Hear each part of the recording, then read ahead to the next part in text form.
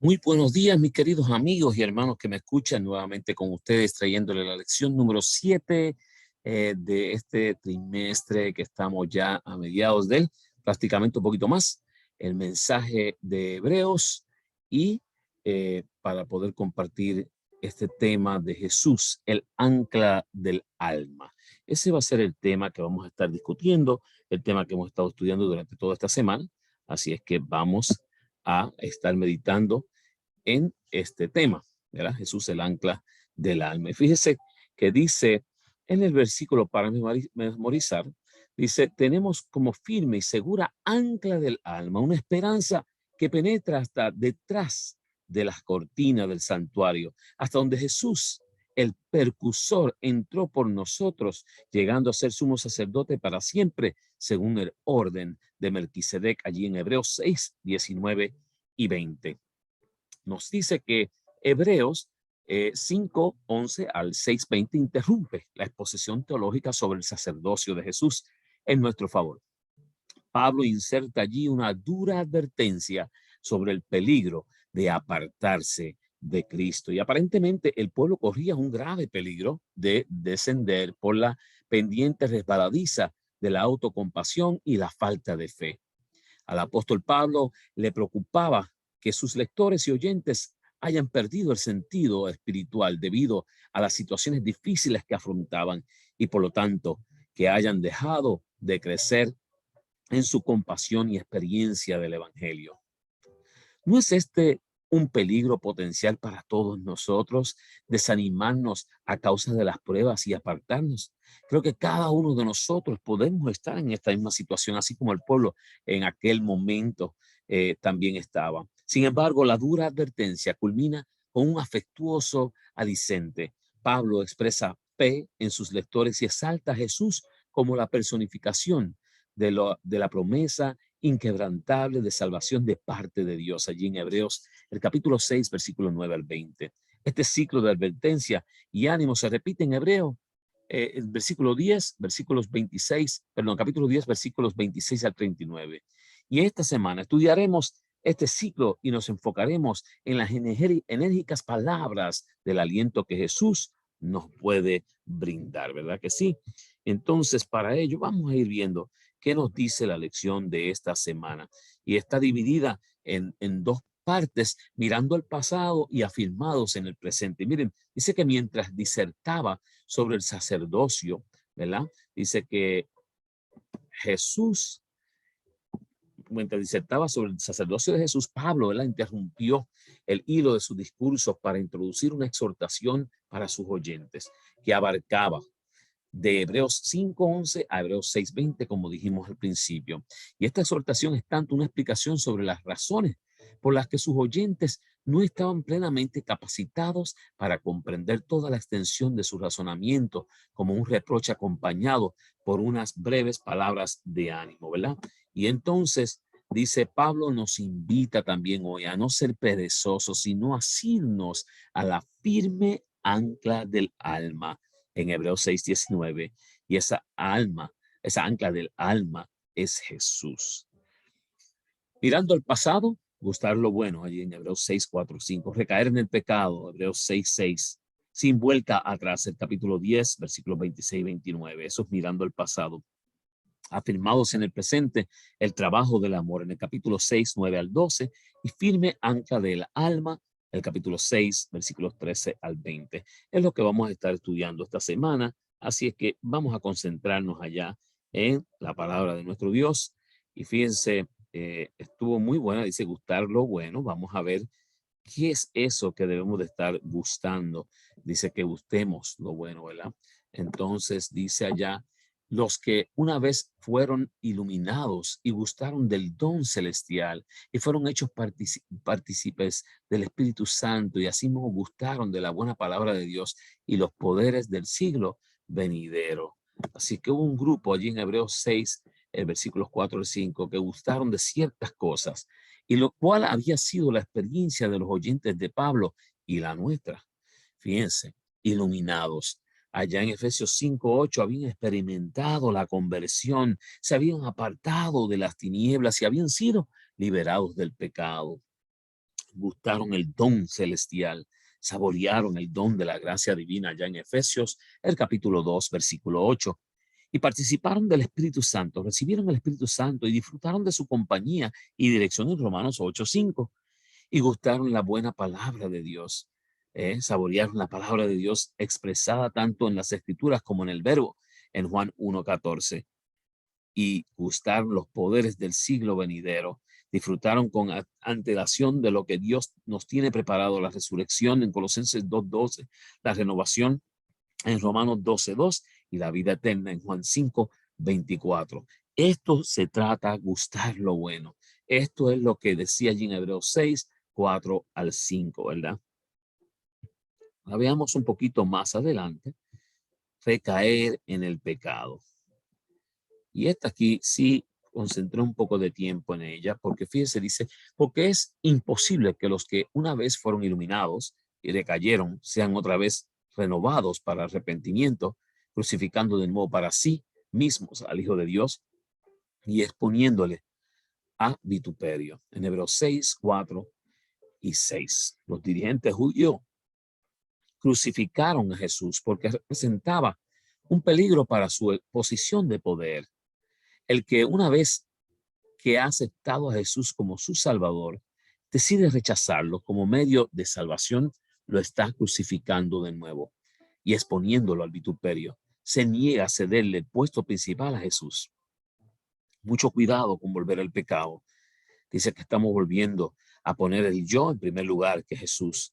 Esta es la actitud contraria a los que nos pide Jesús. Él nos invita a ser crucificados, es decir, morir al yo y a llevar con él su vituperio en Mateo 16:24 y Hebreos 13:13. Que no viva yo, sino vive Cristo en mí, que pueda él vivir en ti. Aquel que no acepta que es necesario que el Jesús crezca, pero que yo mengüe, en Juan 3:30, no puede ser renovado para arrepentimiento. Así es que si acaso queda algún yo en tu vida que te está haciendo recaer en el pecado, mucho cuidado. No deje que el yo tome el lugar que le toca a Jesús. Sin vuelta atrás. Vamos a ver qué nos dice aquí. Porque si pecáremos voluntariamente después de haber recibido el conocimiento de la verdad, ya no queda más sacrificio por los pecados. En Hebreos 10:26. Pablo cita indirectamente en Números 15:30-31, donde se habla de aquel que peca con soberbia. Evidentemente no está hablando de los pecados cometidos por descuido, hierro, debilidad, obsesión ante la tentación en 1 de Juan 2:1, sino de algo mucho más grave. Fíjense que Pablo cita directamente allá en Números, nos habla el capítulo 15, versículos 30-31, donde se habla de aquel que peca con soberbia, que sabiendo que va a cometer pecado, lo comete. ¿Ok? Dice que Pablo está hablando del pecado de la muerte en 1 de Juan 5:16, cuyas características son estas en Hebreos 10:29. Pisotea al Hijo de Dios. Tiene por inmunda la sangre del pacto. Hace afrenta al Espíritu de gracia. Fíjense en qué se rompe este que da vuelta atrás, que vuelve al pecado o que insiste en este pecado. Dice que rechaza a Jesús como su Señor, poniéndose como Señor sobre Jesús. Toma el lugar de Jesús. Rechaza el sacrificio de Jesús. Ha cometido el pecado contra el Espíritu Santo allá en Marcos 3:29. Así es que mucho cuidado, mi hermano. Sin vuelta atrás, no vuelvas atrás y no te quedes allí. Tienes que salir del pecado. Tienes que dejar que Cristo more en ti y que sea el que reine sobre el yo en tu vida. Veamos. El trabajo de amor. ¿Ok? Eso es lo que vamos a ver. Porque Dios no es injusto para olvidar vuestra obra y el trabajo de amar que habéis mostrado hacia su nombre, habiendo servido a los santos y sirviéndoles aún. En Hebreos 6:10. Tras las duras palabras anteriores, Pablo nos dice que está convencido de que ninguno de sus oyentes ha caído en el pecado contra el Espíritu Santo, sino que siguen abrazando a Jesús como su Salvador. En Hebreos 6:9. Hermano, esperando que ese sea tú y yo hoy, que no hayamos vuelto atrás y lo demuestra de forma práctica. Recuerda el trabajo de amor realizado para Cristo. No es este un trabajo momentáneo, aislado, es una forma de vida. Y Dios reconoce, aprueba y alaba ese tipo de trabajo. Allí en Apocalipsis 2, versículos 2 y 3 y 19. La esperanza no se mantiene viva mediante ejercicios intelectuales de fe, sino mediante la fe expresada en actos de amor. Y eso es trabajo de amor. Eso es trabajar de esa forma, ¿verdad que sí? Veamos firme. Vamos a ver aquí. Firme ancla del alma, la cual tenemos como segura y firme ancla del alma y que penetra hasta dentro del velo. Hebreos 6:19. Pablo termina su exhortación hablando de la seguridad de la salvación. Esta seguridad es como un ancla firme, asegurada por dos cosas inmutables en las cuales es imposible que Dios mienta. En Hebreos 6:19, su promesa, un Salvador, y el juramento que ratifica esa promesa allá en Génesis 22:16 al 17 y Salmos 89:35 al 36. Todo pues gira alrededor de Jesús. Después de su ascensión, Jesús entró hasta dentro del velo y se sentó a la diestra de Dios como vuestro precursor. En Romanos 8:34 y Hebreos 6:20. Él es, sin duda, nuestra firme ancla del alma, la seguridad del cumplimiento de las promesas que están aún por venir. Qué bonito es saber que tenemos un firme ancla del alma, alguien que está dentro del velo, sentado a la diestra de Dios, siendo tu percursor, mi percursor, y ayudándonos a poder permanecer en la fe y en la gracia divina. Elena de White, en Alza tus ojos, escrito en enero 5, dice: Jesús nos amonesta acerca de nuestro peligro y nos advierte contra el astuto enemigo. Repetidamente coloca, ¿verdad?, delante de nosotros el deber de mantenernos siempre vigilantes y en oración, a fin de no caer en tentación. Crean en Jesús, confíen en Jesús con una fe viviente y constante, y confíen en Él para que los guarde y los salve. Están asidos de uno que es poderoso para salvarlos, y por tanto tiempo como se sometan para ser conducidos por Él, al aprender de Él y confiar en Él. Los guarda sin caída, ¿verdad? Dice que sin caída, y si se encarga de protegerlos, es una defensa segura.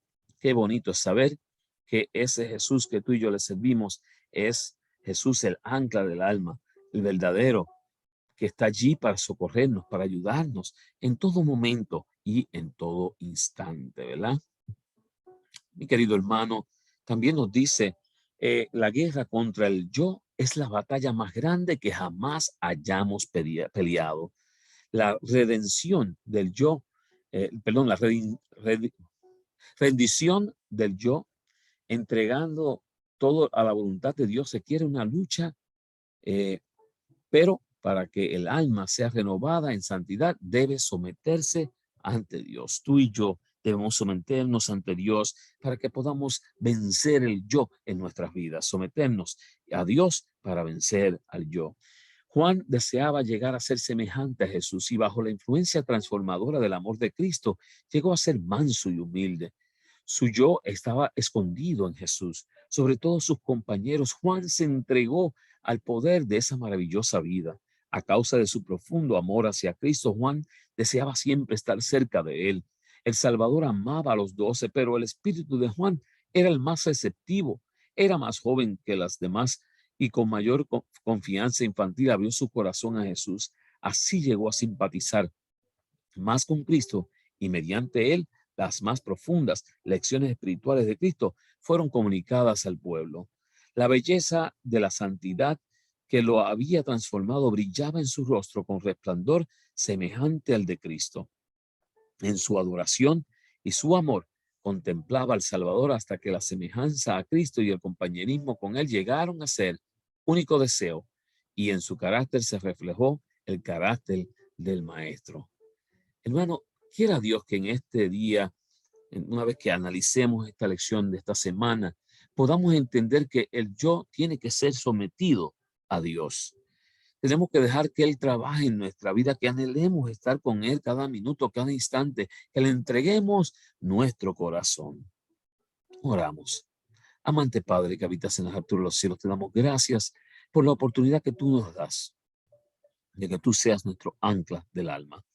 Ayúdanos, Señor, para que podamos atesorarte en nuestras vidas, en nuestros corazones, y podamos confiar plenamente en ti, entregándote el yo y dejando que tú seas el que refleje toda nuestra vida y que nosotros podamos vivir a la medida de la estatura de Cristo Jesús. Quédate con nosotros y guárdanos. Te lo pedimos en el nombre de Jesús. Amén.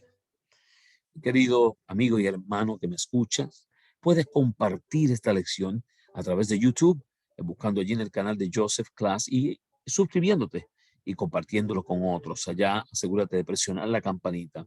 También ahora estamos compartiendo esta lección a través de podcast para los que tienen iPhone y Spotify para aquellos que tienen cualquier otro teléfono que no sea iPhone. Así es que te invito a escuchar la lección cada semana y a poder meditar en ella. Dios te bendiga, Dios te guarde.